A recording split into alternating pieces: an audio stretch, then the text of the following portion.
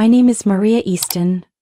I'm 65 years old, and I just buried the man who walked beside me for nearly my entire life. For 38 years of marriage, the little house in the Charleston suburbs feels unnaturally cold. Ray, my husband, passed away 11 days ago after 7 months of fighting pancreatic cancer. I sat by his hospital bed through the long nights, held his hand tightly, whispering that I would be okay. I thought I knew what grief felt like, until the funeral happened. It was held at a small white wooden chapel at the end of Willow Street. That day a fine April drizzle fell, one of those persistent early spring rains, as if the sky was mourning the man who used to fix every tile on the roof and every porch light just to make me feel safe. I wore Ray's favorite black dress and the necklace he gave me on our 15th Christmas together. I tried to stay composed, just like Ray would have wanted. But when I stood in that small room filled with the scent of white chrysanthemums and beeswax candles, and caught sight of two people whispering just a few steps away, my heart tightened.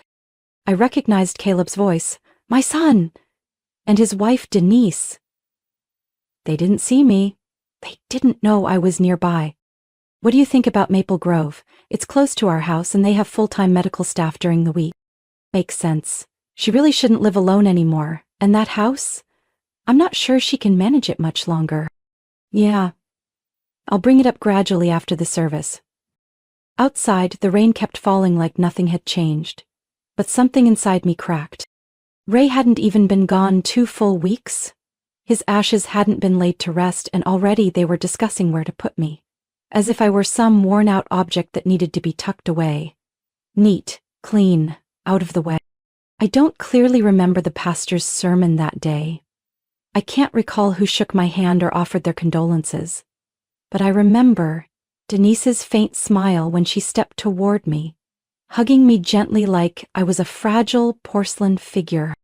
Maria, you look exhausted. Don't force yourself to be too strong. I met her words with silence. Behind her, Caleb wasn't mourning. He was calculating, his eyes already measuring the distance between sympathy and strategy. That evening, I sat alone in the living room, surrounded by framed memories of Ray and me. The plate of cookies Denise brought was untouched. She hadn't asked if I was hungry, just set it down with the line, "These are good for older people." I poured myself a small glass of Ray's red wine, the one he'd been saving since last year. The warmth slid down my throat, but my chest felt hollow. Less than 2 weeks after Ray passed, my son was already planning to move me to a safe place. This house? Every brick, every creak of the wooden floor, every scent of that first spring we moved in, meant nothing to them. I didn't say anything to Caleb and Denise that day. I still smiled politely, still said thank you. But in my mind another door began to open. 3 days after Ray's funeral, I got a phone call from the office of attorney Harold Klein, Ray's old friend and the same man who handled our property paperwork over a decade ago. His voice over the phone was as calm and steady as always, but something about it made me sit up straight in my quiet kitchen. "Maria, I need to meet with you privately," for Ray's handwritten request before he passed. I paused. "What for, Harold?" He left behind some documents, a handwritten letter. He asks that you be the only one to read it. I felt my heartbeat shift. Ray never did anything without reason. If he left a letter, it meant he knew something I hadn't been ready to face. We scheduled the meeting for Wednesday morning at Harold's office, on the 3rd floor of an old red brick building on Broadview Avenue. The place still smelled of old paper, strong coffee, and the kind of silence that demands focus. When I walked in, Harold stood up and extended his hand with a respect I rarely saw from men in the legal field. "Please, have a seat, Maria." I sat in the dark leather chair beside his desk, gripping my handbag tightly without realizing it. Harold opened a drawer and pulled out an envelope tied carefully with a pale brown string. The handwriting on it was familiar, like the postcards Ray used to send from his first business trip to Texas in 1984. I opened the letter with slightly trembling hands. The first line caught in my throat. "My Maria, if you're reading this, it means I'm no longer with you, the thing I feared most in life. But I know there's something even scarier, that you'll have to face things alone I can no longer protect you from." I kept reading, each sentence cutting straight into the softest part of me. "I don't want to speak badly of our son. But Caleb is no longer the boy we taught to build Lego on the living room rug. I've watched quietly and I know he no longer sees you as a mother. You're a responsibility, an asset, a burden. And Denise? She's pouring fuel into the smoke already rising in his mind. I closed my eyes, picturing Ray's face as he wrote those words. He was a quiet man, never quick to judge, and certainly not one to speak harshly of his child. For him to write this down, he must have seen clearly the things I, out of love, refused to see. I turned to the second page. Ray's tone grew more practical, so like him. I've made sure you'll never have to be afraid. Over the past 12 years, I've quietly transferred a portion of my construction company's profits into investment accounts under your name. As of now, you have nearly $1.7 million across 3 separate accounts, all solely in your name. I was stunned. Ray had never hinted at any of this. I thought he only had a modest pension, a few minor shares, and the nearly paid-off house. Harold slid a thin stack of documents toward me, neatly clipped inside a black leather folder. He instructed me to manage this estate under your direction only. No third party, including Caleb, can interfere without your signature. I flipped through the pages. The accounts were listed clearly. Current balances, identifying numbers, annual deposit records, and a breakdown of additional assets like a wooden cabin in Vermont, a place I'd never even visited. Ray had planned everything, not for death, but for the quiet battle that might follow. I read the final line of the letter. Maria, if you let yourself be controlled, let them convince you that you're weak, then everything I did will mean nothing. You once carried the entire family when I started a business with nothing but my bare hands. You stayed up all night tutoring so Caleb could attend a good school. You are not weak. You just need to remember how strong you've always been. And this time, hold on to that. Not for me, for yourself. I folded the letter and looked at Harold. He trusted you completely, he said softly. And if I may speak honestly, so do I. That Saturday the sky was a painfully clear blue.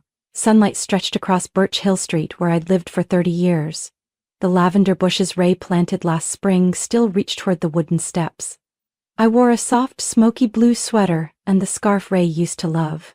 Just enough to look mature and delicate. Exactly how Caleb and Denise wanted me to seem. They arrived on time like it was a business meeting. Caleb wore a buttoned-up dress shirt and carried a slim folder like a real estate agent. Denise smiled brightly in a pale cream dress, her hair neatly tied, as if heading to a seminar on proactive aging.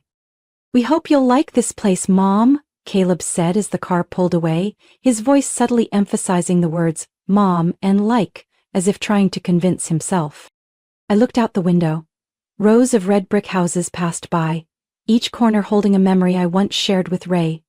Memories that my son now planned to replace with antiseptic smells and scheduled meal times. Harmony Hills, that was the name, was a senior living facility designed like a miniature resort, nestled beside Riverstone Park. A black wrought iron gate curved at the entrance and the green lawn stretched all the way to the community center. Everything was spotless, organized, and eerily sterile. This place was actually featured in an article about the most welcoming retirement communities in the state, Denise announced enthusiastically, as if introducing a honeymoon resort. We were greeted by a woman named Miss Barbara Block, the resident transition director. She spoke quickly, her smile pasted on like a thin adhesive across her carefully made-up face.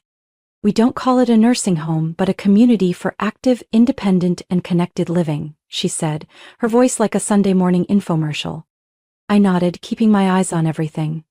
The pastel-flowered wallpaper in the common room, the folded wheelchair tucked into the corner of the waiting area.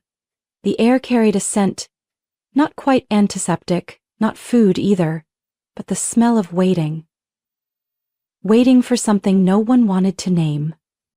The model room is at the end of the hall. You'll love it, Mom, Caleb said, leading the way like he'd lived there before. The room was bright, with a window facing the garden, a low wooden bed, and a rocking chair. There was even a mounted TV and a small table for tea. Pleasant, I admitted, but it felt like a space prepared for someone to finish. Here, you won't have to worry about cleaning or cooking. They serve 3 meals a day, flexible menus. You'll be so much more comfortable, Denise added gently. I turned to Barbara, keeping my tone light. How much is the monthly fee? Oh, this unit is part of the standard package, about 3/4 catch dollars a month. That includes meals, room service, regular health checkups, and community activities. I tilted my head. And what if I want to travel, visit relatives in another state, or leave for a few weeks? Well, you'd still need to hold the room, so the fee remains. But don't worry, we always keep it ready for our residents' return. And what if I want to cook? Barbara blinked. Each unit has a kitchenette, but honestly, you won't really need it. It seems like everything here is designed so people don't need to do anything at all. Denise chimed in. You'll finally get to rest, Mom. Join yoga classes, read, walk around the garden. No one wants you to struggle anymore. My eyes quickly scanned the documents Caleb had opened on the table. Personal belongings checklist, account transition guide, emergency payment policy. They'd prepared everything, thoroughly, strategically, assuming I would agree. Maria? Barbara smiled. What do you think? Would you like us to hold a spot for you? The boy who once clung to my sleeve over a failed quiz now sat across from me, eyes cool, calculating, as if I were a form waiting to be signed. You really think I'm too weak to live on my own? I asked, my voice soft as a feather but sharper than anything I'd ever said. Caleb froze. Denise kept smiling. Mom, it's not that. We just want you safe and cared for. And convenient. For you to handle my finances, my decisions, and the rest of my life? Without breaking eye contact, I got to my feet. Thank you, Barbara. This place is unforgettable. 2 days after the Harmony Hills tour, Caleb showed up at my house unannounced. He knocked hard like it was an emergency, but when I opened the door, the first thing I saw was restrained impatience behind his polite smile. We need to talk, Caleb said bluntly as he walked into the living room. I stayed calm, poured us each a cup of hot tea, then sat across from him, surrounded by family photos, right where Ray used to read his morning paper. About what? I asked softly, gently turning the teacup in my hand. About everything. About your future. Harmony Hills is a good option. Denise and I did our research. But you keep avoiding the topic, asking questions that make it feel like you're not willing to cooperate. I looked up and met my son's eyes. What do you mean I'm not cooperating? Caleb sighed, then sat upright like he was in a meeting with a client. You're 65, living alone in a house that's too big. I know you're strong, but the truth is you can't do everything like before. We just want to help you live more comfortably. I stayed quiet for a moment, then I set my teacup down and asked, if I move into the nursing home like you want, and after a few years I run out of money, what happens then? Will you and Denise take me in? The question hung in the air. Caleb blinked like he couldn't believe his mother had gotten straight to the point. The silence didn't last a full minute, but it was enough for me to understand everything. Why would you ask that, Mom? He deflected. Just answer honestly, I said slowly. I can't afford the fees anymore. Would you bring me home? A small room in your 2-bedroom apartment? A seat at the table, doctor appointments? Or would you look for a place that's more budget-friendly? Caleb looked away. His chest rose and fell like he was swallowing something bitter. I walked to the wooden cabinet where Ray had kept our important papers. I pulled out a folder I'd prepared after meeting with Harold, then returned to the table and placed the papers firmly in front of my son. I'm not broke, Caleb. He stared at the first account statement. When his eyes landed on the number, $723,000. I saw his hands tremble slightly on the table. This account, I said, pointing at the line, is under my name, mine alone. And here are 2 more accounts, plus the house Ray left in Vermont, and the investment trust I transferred 5 years ago. Caleb picked up a sheet like he was hoping there'd been a typo. What is this? I sat back down, my tone as steady as flowing water. Ray didn't just leave assets, he left trusts. He knew there'd come a day when I'd need to protect myself, and he prepared everything for me. What he didn't expect was that the one I'd need protection from would be his own son. You think I'm trying to take something from you? Caleb shot up, his voice louder. I never asked you for anything, never took a cent. No, you didn't ask, but you calculated. Step by step. From the nursing home suggestion, to managing my finances, to transferring property. I'm not blind, Caleb. I just stayed quiet to see how far you'd go. Caleb pushed back his chair, face red. What kind of person do you think I am? The kind who sees his mother as a financial plan. The kind who thinks if he casts her as a frail old woman in need of help, he can take control of the rest of her life. He turned toward the door, but paused, his back straight like a stiff plank of wood. You can live alone now, but you won't always be able to. You're gonna need me. And if you keep acting like you don't, you might lose that help altogether. You're wrong, Caleb. Help only has value when it comes without strings attached. He opened the door and walked out without looking back. The door closed with a dry, hard click. I looked at the papers on the table. They were no longer just numbers. They were a shield. They were freedom. They were the answer to every disguised negotiation in the name of family. I moved to the kitchen and poured a fresh cup of tea, my hands steady. Outside, the late afternoon sun lit up the lavender bushes out front. Caleb was gone, but the storm had only just begun. 1 week after that confrontation with Caleb, I registered an account on the website of Builders for Change, a nonprofit that builds homes and supports education in underprivileged communities in East Africa. I remember clearly typing, "retired high school teacher under previous occupation," and then pausing for a long time at the question, "What do you hope to bring to the community?" I wrote, "I want to prove that it's never too late to start living your own life." 3 weeks later, I booked a one-way ticket to Tanzania. The backpack I carried wasn't heavy, just a few lightweight clothes, a book Ray used to read, and a small notebook for blogging. I named the blog Second Journey and posted my first entry from Boston International Airport. My name is Maria Easton. I'm 65, my husband just passed away. My son thinks I should be in a nursing home, but instead of moving into a 100-square-foot room with 3 pre-scheduled meals a day, I'm flying 11,000 kilometers away to a village, where I'll help rebuild a school destroyed by flooding. None of them knew that just a month ago, I couldn't tell the difference between a tourist visa and a short-term residence permit.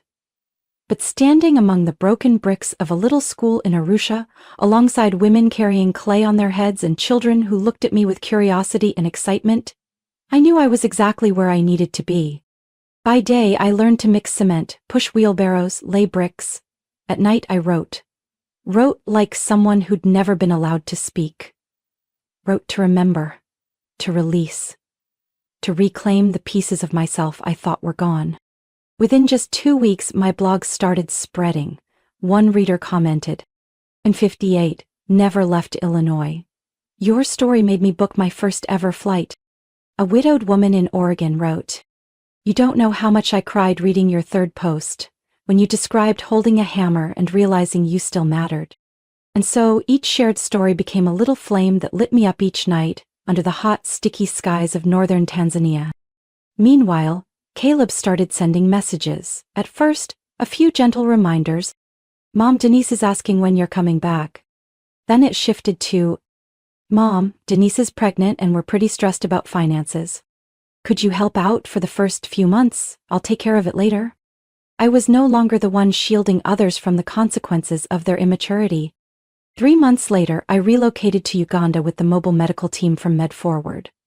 Though I wasn't a healthcare worker, I was assigned to coordinate logistics, distribute basic medicine, and manage patient records.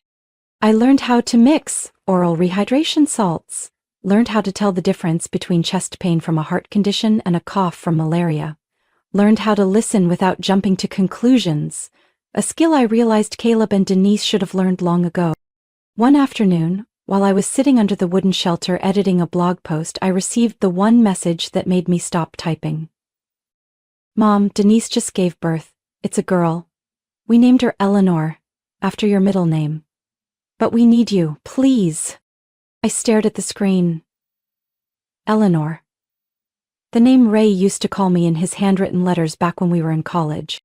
My heart stirred for a moment, but then I remembered that afternoon in the living room, when I asked Caleb if he'd take me in if I ran out of money. And the silence that followed had answered everything.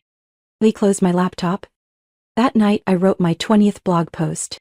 People often confuse love with need, but loving someone doesn't mean letting them use your presence as a backup plan.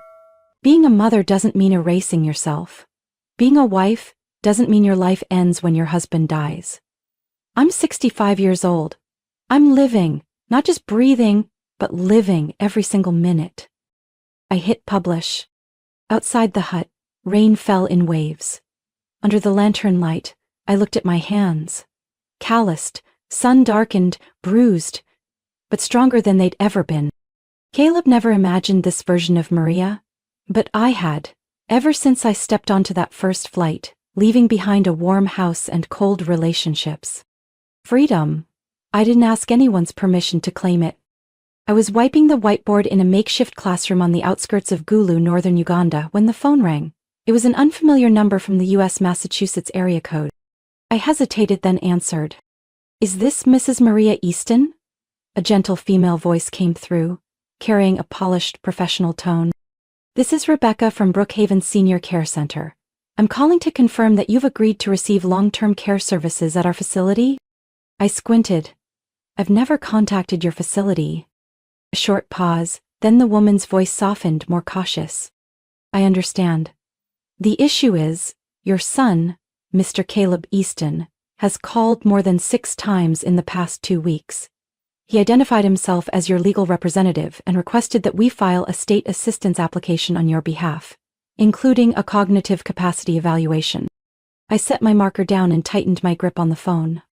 "What did he say about my condition?" I asked, keeping my tone even. "That you've recently shown signs of confusion, are vulnerable to financial manipulation, and are no longer capable of making major decisions." I closed my eyes for a few seconds, fighting back the anger. "Thank you for calling, but let me make one thing clear. I am fully alert, sound of mind, and have the legal documentation to prove it. And if he contacts you again, please request a court-certified legal authorization. Otherwise, I ask that you stop entertaining claims made by someone trying to construct a false narrative." "I understand. I'm very sorry for the inconvenience, Mrs. Easton." The phone clicked off. I didn't move. Light filtered through the curtain, soft and golden, brushing against my hand like a quiet answer. Now roughened by months of work on construction sites, in clinics, in pop-up classrooms. A hand Caleb once thought was only good for signing checks, or power of attorney forms. That night, I opened my laptop, logged into the Second Journey blog, and began writing a new post. I titled it, "The Final Gift I'm Giving My Son." My son called a senior care facility, claiming to be my legal representative, and told them I'm starting to lose my mind. I'm writing this post from northern Uganda, where today I taught 17 children how to blend their first English syllables. I just helped coordinate a malaria medication distribution. Last night I worked on a grant proposal for school supplies in a village 25 miles away. If that's what confusion looks like, maybe the world could use more people losing their minds like me. I kept writing, this time without softening or tiptoeing like before. I understand that money worries can turn good people into schemers. I understand that fear of responsibility, of obligation, can make people invent reasons to control others. But I won't let anyone, not even someone who once called me mom, decide where I live, what I do, or whether I deserve to live freely. As I hit publish, within an hour the post had hundreds of comments. A woman from Georgia wrote, "You're not just living for yourself, you're living for mothers like me, who were pushed into the shadows because we were seen as a problem to solve." Another reader from Colorado said, "The greatest gift you gave your son was the truth, even if it hurt." I closed the laptop and sat quietly on the volunteer home's front step. In the darkness, insects chirped and the sound of children laughing in the distance carried through the air. I knew with certainty this was freedom Caleb could never imagine. The next morning, I received an email from attorney Harold Klein. "Maria, Caleb just contacted me. He inquired about filing for financial guardianship. I declined to assist. But I thought you should know, this is no longer just about money. It's a potential legal battle. If you'd like me to prepare a formal response, don't hesitate to reach out. Harold." I reopened my laptop and typed a new email to caleb.easton@gmail.com. Subject: About your mother's future. Caleb, I have received your messages and the missed calls you didn't bother to follow up on. I've also heard from Brookhaven about your attempts to declare yourself my legal representative in order to arrange a nursing home placement and apply for financial aid on my behalf. Are you truly concerned for me? Or are you just afraid of losing control over something you believe you're entitled to? I'll be direct. I am not anyone's financial backup plan. Not yours, not Denise's, and not for a child you two can't afford to raise. As for my assets, I'm finalizing the process of transferring most of what remains into 3 charitable funds. One for public health care, one for children's education in underprivileged areas, and one specifically for middle-aged women rebuilding their lives after loss. If you plan to come looking for an argument later, understand this. I am leaving nothing to those who manipulate, control, or don't understand what real love looks like. But if you want a genuine relationship with me, without conditions, without taking, I'm still here. Just know, I owe no one an explanation. Maria Easton. I didn't feel relieved the way people describe when they say they've spoken their truth. What came was a strange silence. Like I had just closed a chapter I'd been living in for far too long. 2 days later, Caleb replied. Short, abrupt, no greeting line. If this is the kind of punishment you wanted to give me, then congratulations. Denise cried all night. We're borrowing money from friends to cover baby expenses. I don't understand why you're choosing to treat your own family this way. But if you've made up your mind, I don't know what else to say. Caleb? I emailed Harold the following morning. Harold, please move forward with the next step we discussed, and make sure to add a clause to the will that states, any request to renegotiate the estate will not be considered without my direct presence or written authorization from my appointed agent. 3 minutes later, Harold sent his reply. Understood. I'll update the will and send over a draft for your review by Monday. The following week in Bale was packed. Our volunteer group was completing a 3-room community health post. We were short on basic supplies. Thermometers, gauze, cold medicine. So I launched a fundraiser through the Second Journey blog. People often assume that a 65-year-old woman should settle down, sit in a rocking chair, knit and say yes to everything her family plans.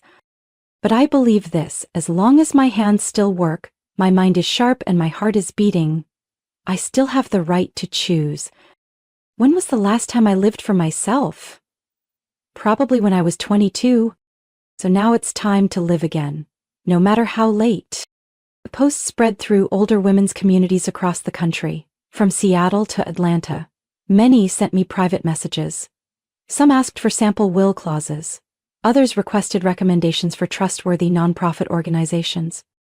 I wasn't trying to be a leader, but somehow I had become a voice for those who'd been written off as done.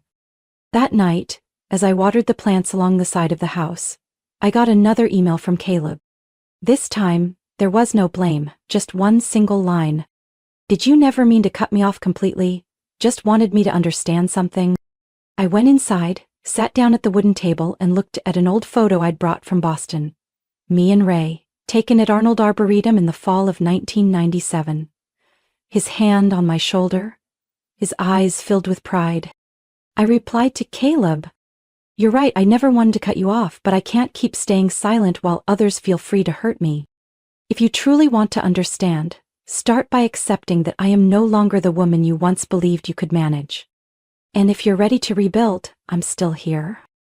I arrived in Kenya on a February morning, before the sun had risen high and the red soil was still damp with night mist. From the airport in Nairobi, a vehicle from the organization drove me straight to a semi-arid region near the town of Isiolo, where the mobile medical team was setting up a temporary clinic for over 500 residents scattered across the area. As I stepped out, the wind gently tugged at my headscarf, revealing my silver hair tied neatly at the nape of my neck. A little girl around 7 years old stared at me and said something in Swahili. The interpreter laughed. "She's asking if you're the grandmother of the whole team." I smiled, bent down, and said, "Yes, sweetheart. But this grandmother still works." The work here was different from Uganda. Harsher. The drought had made clean water more precious than gold. I was in charge of managing the appointment schedule, staying in touch with the medical teams, and preparing the weekly deliveries of medicine. During the sweltering afternoons, I wrote blog posts under an old acacia tree where the internet signal was laughably weak, but just strong enough to upload a few lines. A year ago, I wore black and sat at my husband's funeral, believing my world had ended. My son and his wife were discussing placing me in a nursing home, as if I no longer had the mental capacity to understand what they were saying. Today, I'm sitting on the other side of the world from Boston, writing this after helping distribute over 200 doses of fever medicine to children with malaria. I no longer need anyone's permission to be myself. The next morning, I woke up to find the post had been shared over 1,000 times. 1 week later, I received an email from Harold Klein. Both of those emails were a pretty brief impromptu, but not unproductive or unplanned. The new will has been officially signed. All assets, including the 3 investment accounts, the Vermont home and the proceeds from the life insurance policy, have been transferred into the Second Light Foundation, just as you named it. I've also sent formal notification to Caleb along with a copy of the will. So far, I haven't received a response from him. I looked at the words Second Light Foundation, Second Light, not Ray's, not my son's, but the light of a woman who dared to reignite the part of her life she thought had gone out. I kept going. The next stop was Ethiopia, where they needed someone to coordinate logistics for a clean water project. I closed my journal, slung my backpack over my shoulder. At 64, I had never felt more fully alive. My story isn't just a journey from widow to international volunteer. It's proof that age cannot confine the desire to live with purpose. I was once seen as a burden, my future mapped out by those I loved most. But I stood up, walked away from the silence, and chose a life of meaning, not to prove anything to anyone, but to honor myself. Sometimes the greatest freedom isn't in where you go, but in daring to go at all. What do you think about Maria's choice? Was she too strong, or just strong enough to reclaim her life? Share your thoughts below, and don't forget to follow the channel